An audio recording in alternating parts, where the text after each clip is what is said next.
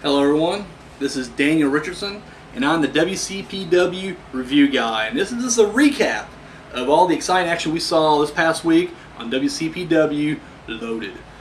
Alrighty, so let's just get right into it.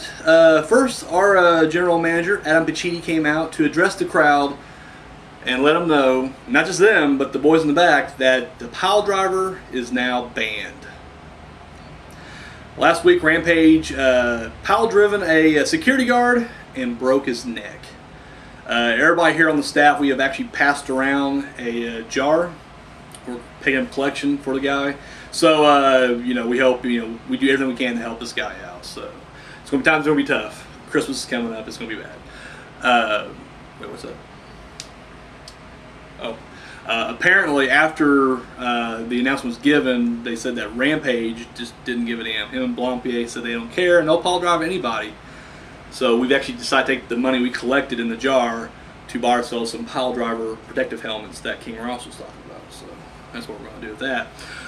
So first match of the evening, it was Primate with Susie going up against Drake.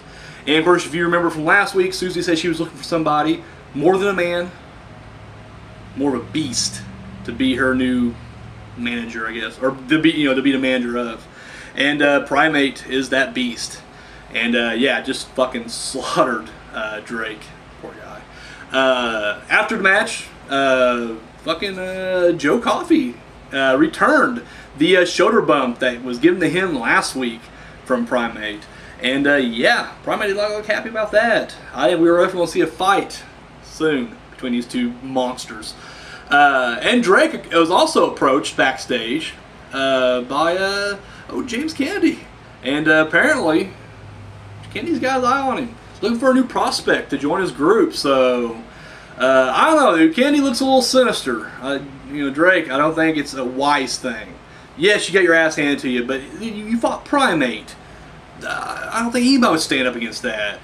The best thing to do, brush yourself off. You don't need prospect. It's just bad news right there. Just, you'll be fine. You'll be fine. Just go on. We also saw a formation of two new teams this week. First team was a Gabriel Kidd and Prince Amin. And of course, Prince Amin's been looking for a servant, I guess, an occasional tag team partner. And of course, he was like, you know what? I want Gabriel Kidd to be that guy. Gabriel Kidd was happy to get a match because, Prince Amin basically, instead of asking Gabriel, went straight to the general manager, Mr. Pichiti, and was just like, I want a match. And so they set up the tag match for tonight.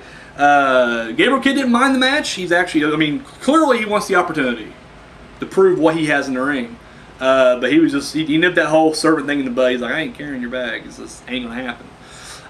The other team was Joseph Connors and Joe Hendry. Both were upset last week. Hendry's upset because in his eyes he was screwed by Jack the Jobber, which I totally disagree with. I think Jack did the best he could. However, what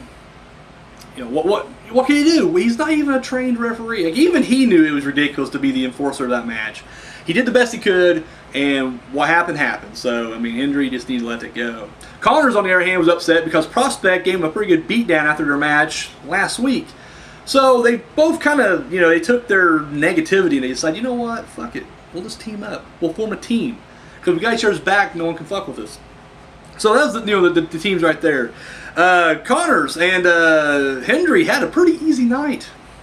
Like, seriously, they were kind of clowning around, goofing around, whatever. And Prince Amin and Gabriel just had no offense hardly throughout the entire match. In fact, Prince Amin was just a horrible partner altogether. Like, literally, he felt more comfortable, I guess, barking orders from the corner.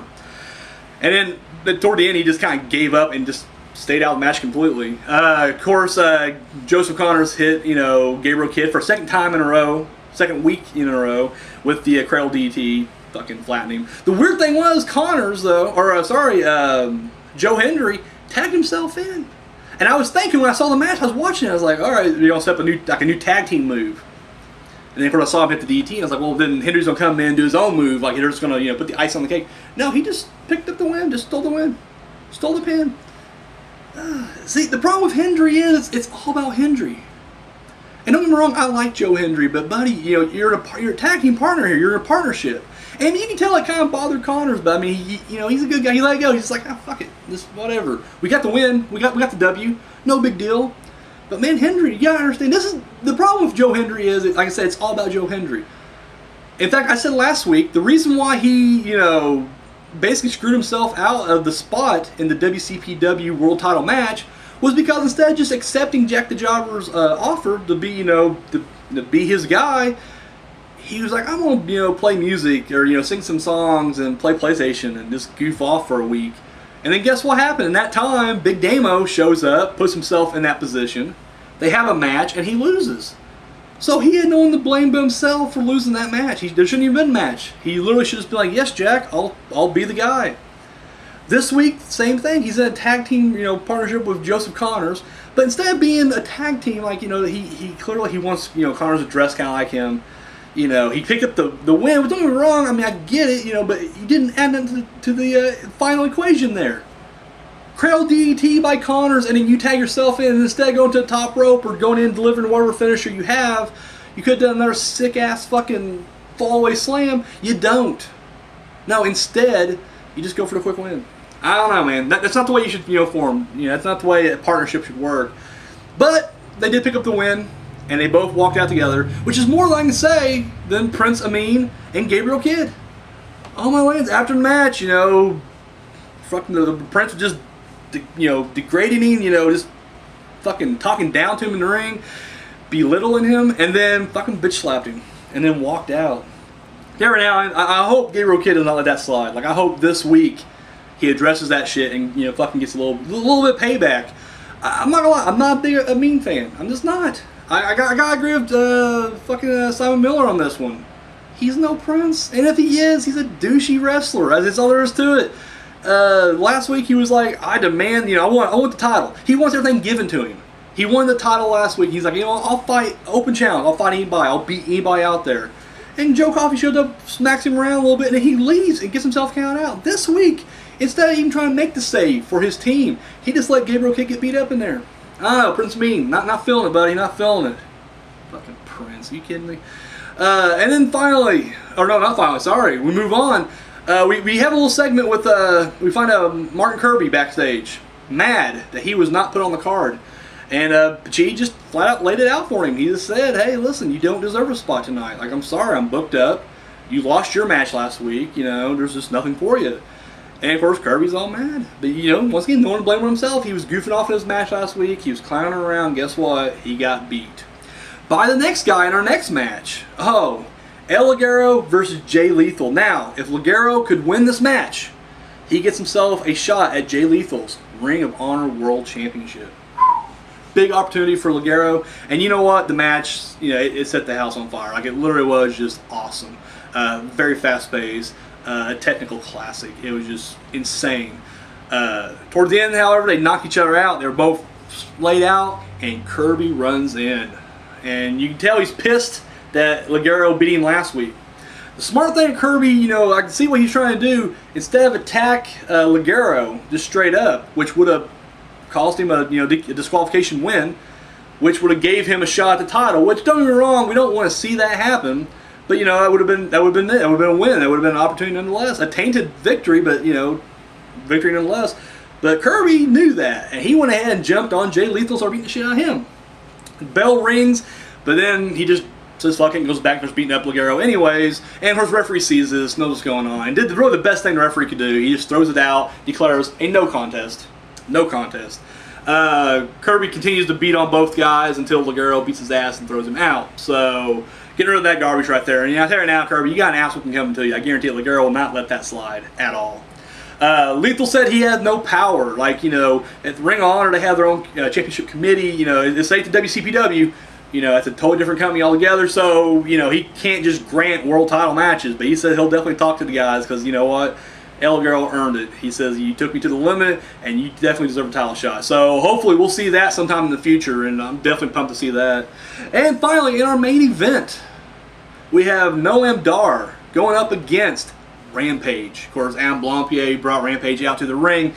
I know one thing about Blampied. He is all business. Like this week. Last week, he came out with a smile, strolling around, just taking her easy. Even when he is like directing traffic and having Rampage cause destruction in the ring, he had this easygoing thing to him. But this week was all business. We had a match. And he wanted Rampage to prove that he belongs, you know, at the top, you know, this thing.